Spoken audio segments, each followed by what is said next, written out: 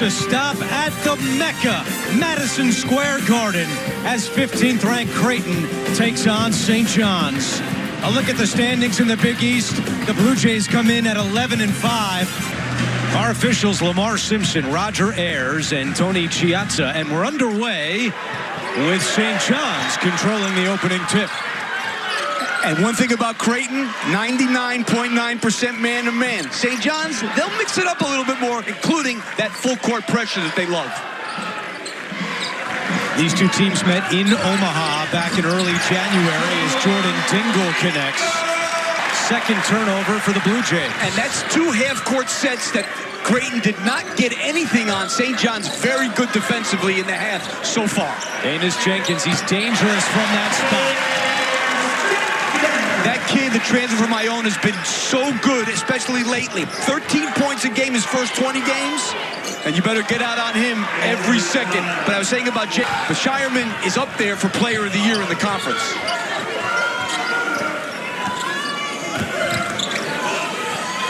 Here's Ashworth, who showed off incredible range on Tuesday night. Great feed to Kalkbrenner. And you know one thing about Creighton, they're a tremendous three-point shooting team, but they're also number 3 in the nation in two-point percentage, shooting 60%. So they either shoot threes or shoot layups. They don't shoot a lot of mid-range stuff. Their offense has been on a tear. Last 9 games, averaging 87 points per game, as shooting 66% for his career. He's got 216 dunks in his career, so they've got to figure out what to do with him. Jenkins on the drive, right-hand scoop shot, gets the roll. Keep moving, maybe run their man-to-man offense, but they've got to keep moving. Now St. John's goes man-to-man after, oh, that was a foul. Alexander takes the bump, shot won't go down. Kalkbrenner offensive rebound, counted at 1. One of the best offensive rebounders in the Big East. This is the free throws for Ryan Kalkbrenner. And this one rattles in. Tied at 8, 4 minutes in here at the Garden. Game 1 of our triple header today on CBS. You know, we talk a lot about Creighton on offense, but I'll tell you what, that's what they do. Hey, I used to bury him in the locker room plenty, believe me. But in terms of publicly, never. Rick made a mistake. He apologized to everyone for it. Time to move on. And he did tell us before the game as Jenkins hits again in his face, and this St. John's defense continues to turn up the heat. Taylor for 3. Ledlam puts it back in. I think that was a foul on Ledlam. He pushed looks, but 37%. You got to give St. John's credit when you hold a team like this to that kind of shooting. There's a great backup. And the finish from RJ.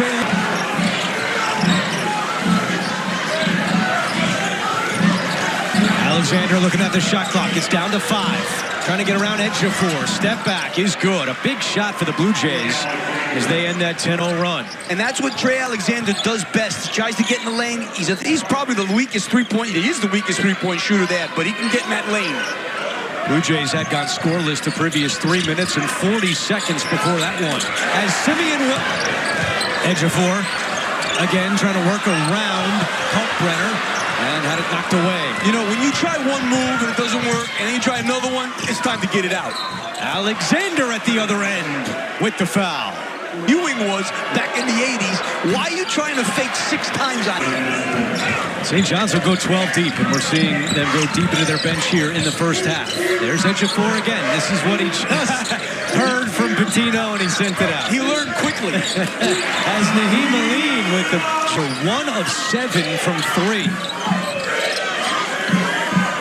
Kalkbrenner now working on edge of 4.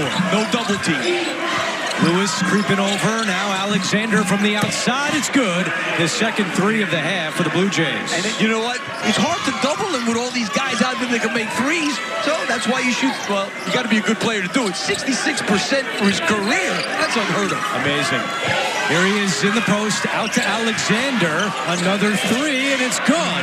Back to that drop coverage that time, and that's why he was able to block that shot. Good transition defense by St. John's that time, but a layup here. Ashworth high off the glass. Lewis turnaround. And St. John's has gone cold. A scoreless drought approaching 2.5 minutes where they've missed 4 in a row. Shire Shireman in the foul. And that's Blue Jays the lead. A Creighton team that started 4 out of 14. because that's going to keep Creighton out of transition, which is what you want. Look how far back Kalkbrenner is with Soriano.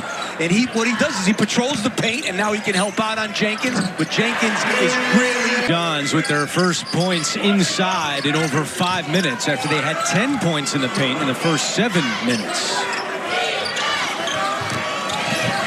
Ashworth gets to the hoop and puts it in off the window. Yeah, Jenkins and Wilcher on the floor together. Wilcher's been the primary backup for Jenkins this year at the point. Well, Rick Pitino said it in the newspaper today, too, that Wilcher was going to play more. I'll tell you what. Why not? He's looking pretty smooth, this kid. 2 points and 1 rebound early on. Yeah, all his numbers have gone way down the last 7-8 games. Trying to feed him here. Makes a great catch and scores on cue. Joel Soriano. Yeah, that time Cole. Taylor pushes it up ahead. Wilcher. Another jumper is good. And boy, does that shot look pretty. They were really lucky that time. Ledlam didn't give the kind of help that he needed to get in front of Kalkbrenner. Taylor. And he draws the foul. The first foul of the day against Creighton. They're sending Taylor to the line. CBS tonight. He throws allowed. Creighton, Princeton, and Dayton. Creighton's, you're like the leader by far. His team has seen St. John score the last 8 points of this game. Ashworth out to Shireman. Extra pass. Alexander. Book it. And 10 points for Jenkins. Shireman. Wow. Looking for a foul. Doesn't get it. St. John's wants to push. Ledlam from the outside. Oh, yeah. From beyond the arc. Ledlam coughed it up. Soriano bails him out. Out to the perimeter it goes. Extra pass. Dingle. Right to Jenkins. Oh, what a look. And Dingle the finish. Wow. Good enough without me. 45 seconds to go before the half. Jenkins. Oh, he's on fire. Well, keep this in mind. St. John's has lost 7 games this year when leading at the half. That's tied for the 4th most in the country. So even though they're up 13 here, that has proven this year to not mean a whole lot for St. John's. That's not a great stat. Extra for the rebound, and that's how they close out the first.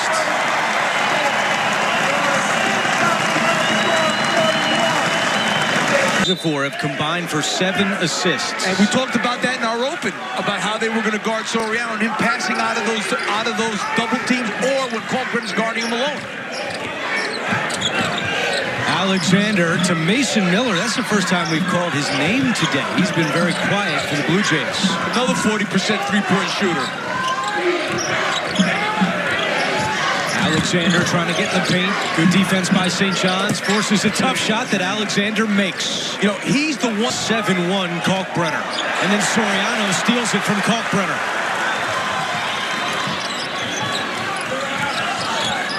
Jenkins to Soriano. Alexander right in front of us to save it to Shireman.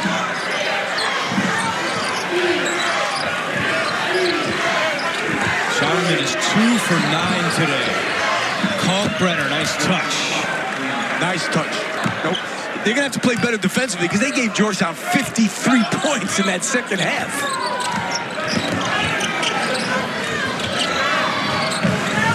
Ashworth, a deep 3. Yes! In the gym range for Stephen Ashworth. Turnover percentage is number 362. They don't force any turnovers for the most part. Dingle off a screen, knocks it down. And the thing is, he's had to adjust Kalkbrenner, which he normally doesn't like to do. Dingle has 10 points. Alexander spins to create some space and connects again. He's got 17. Help St. John's if Utah gets on a roll and gets back inside the top 50. Yeah, no doubt. That quad 1 win. Not what you want to wake up to this morning if you're a St. John's fan. Alexander to Kalkbrenner. Double team. Back out to Alexander. Wow. Another three. He's got 20. You're playing this team the way they shoot the three. You can never rest easy. Jenkins, another mid-range jumper. That time, Kalkbrenner, drop coverage. Kalkbrenner knows he loves going to that left shoulder, and he just overplayed it. He's got to go the other way sometimes. Ashworth out to Alexander. Feeds Kalkbrenner down low. And he beats Soriano. Jenkins. And Creighton trying to push up ahead. Alexander all the way, takes a bump, and he draws the foul. 2 shots for Alexander. Alexander is 10th in the big. And those people are like right on top of you. They're right on top of us, too. Yeah, that's right. It's quite a bit. I know we're close, but I don't think I've ever been this close to you. All right. We spend every Valentine's Day together. We spend a lot of time together.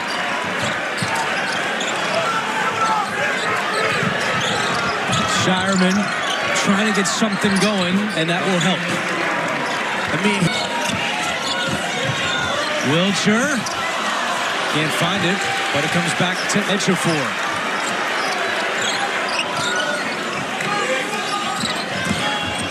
Ledlam with the left hand is pretty. Thing though, Andrew, if I'm Rick Pitino, transition. Farabello in the foul, and a fist pump from Greg McDermott. That's a big play for the Blue Jays. Yeah, that's all time against #1 teams in the country. What a scene it was in Omaha. The point is Ejiofor from the outside. Taylor crashes the glass again, lost it going up, gets it back. Ejiofor. Kalkbrenner had a piece of that one, and now a tie-up, and it will stay with St. John's. I think we heard Rick Pitino in the first half in a timeout say, "You can't score on that man." I mean, we didn't play it on air, but that's what he told Ejiofor in a timeout. Said, "You can't score on that man." And maybe it's not a coincidence that Ejiofor immediately is taken out of the game, and Soriano is back along with Jenkins, who, as you pointed out, was not. A 7-point game. Game 1 of our triple header today on CBS. Alexander maneuvering inside for fouls on him, and he's not fouling because he knows how to go vertical to not get a foul. Nice pass. Taylor to Soriano. St. John's had mid.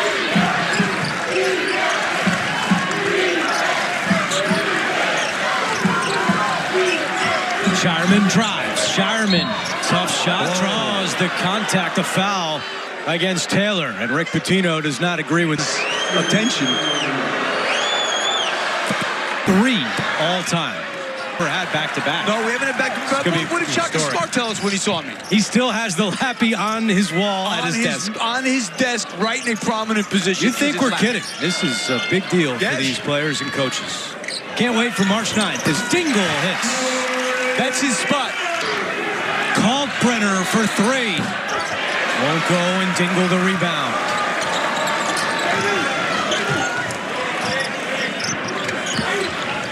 Dingle. Oh, again, back-to-back for Dingle. He's got 14. 6.5 to play.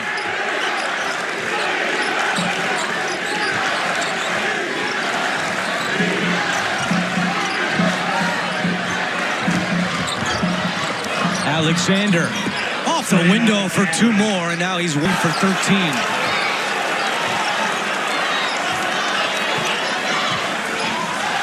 Good pass. What a look and a finish by Dingle off the dime from Danis.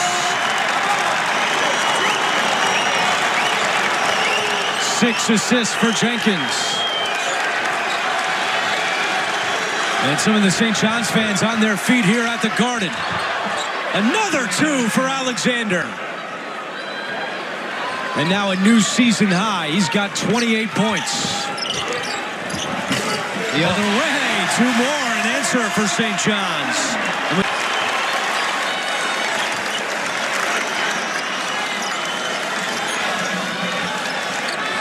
Jenkins. Yes!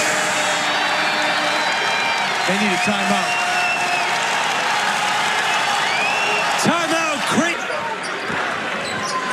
Alexander, great defense by Taylor. He ripped it away. Pushes up ahead. Over to Jenkins. It's good!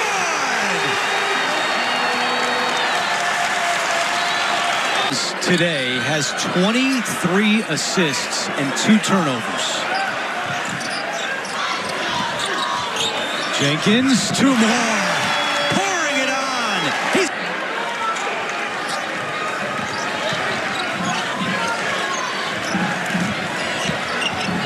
Alexander counted in 1.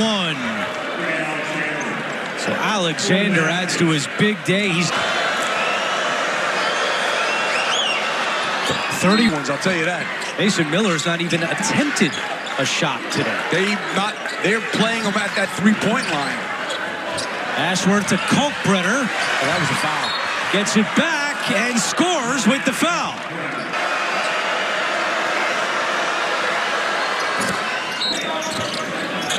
One more foul to give for the Blue Jays.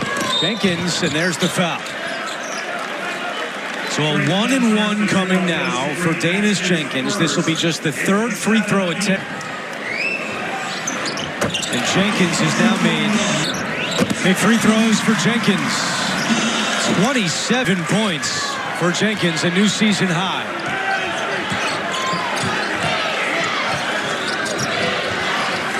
Shireman over to Alexander for 3. It's short. Gets his own rebound. Attacks the paint. Step back jumper. No. Fumbled around underneath. Taylor secures it. Over to Dingle. Up ahead Jenkins with Ludlam up ahead of the pack. 2-on-1. The lob. And a little too aggressive. Not a good play. 1:25 to play.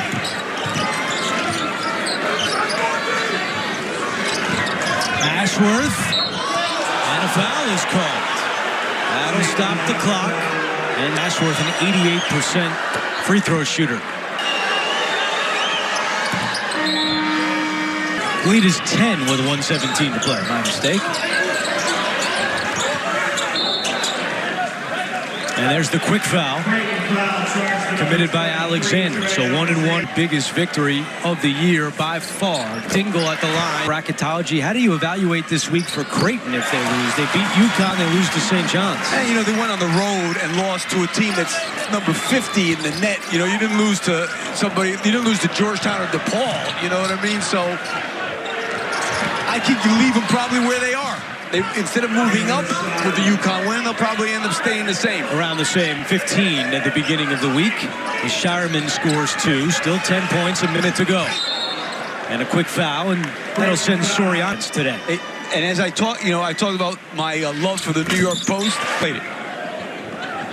One more for Soriano. And St. John's is 8 for 8 from the free throw line today. Creighton has not been able to get a look at 3 here in the last couple of minutes. Shireman gets one here, but misses. Soriano, the big rebound and the foul. And they're starting to feel it here at the Garden. Jenkins has been great all year, but you get Dingle playing the way he's playing. And these guys coming off the bench, Wiltshire, I mean, they're a tough team. Rick Pitino may have to wear the white shoes the rest of the season. They certainly were the good luck charm today.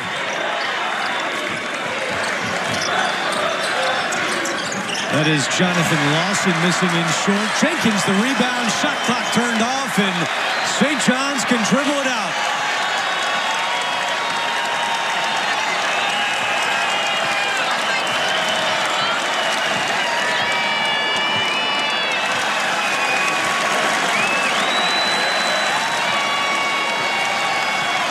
Biggest win of the Rick Pitino era here at St. John's.